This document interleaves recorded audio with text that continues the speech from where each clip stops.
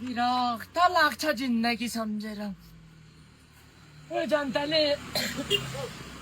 के चाहिँ भयो फेरि यति जति बिक्ने किनेर ल्याइदेन बाँकीमै भए पनि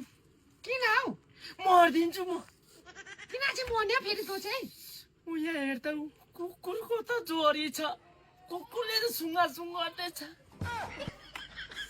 मेरो हेर कोही छैन लाठी भए बुढी बिहा गरेको छस् नि मेरो त छैन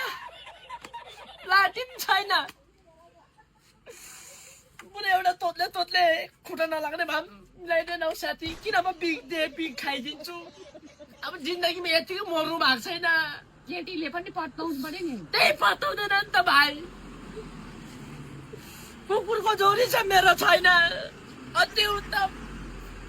जान बिग ल्याइदिएन भाइ भन्छ छट्टा पार्छ पनि भयो नाख्यो होला बिग त भाइ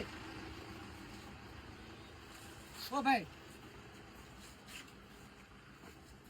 ऊ दाजु यहाँ पाउँछ त बिग भाइ मर्ने कुरा चाहिँ यहाँ नगर ल किन? गयो ल यहाँ मर्ने कुरा गर्दा हुन्छ दोकानको अगाडि ठिकै छ बुढी यति जति बिग छ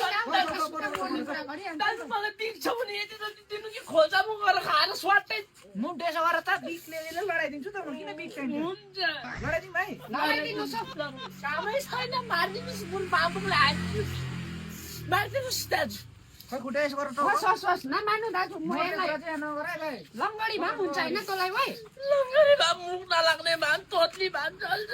तर ल ल ल म मिलाइदिनु नरु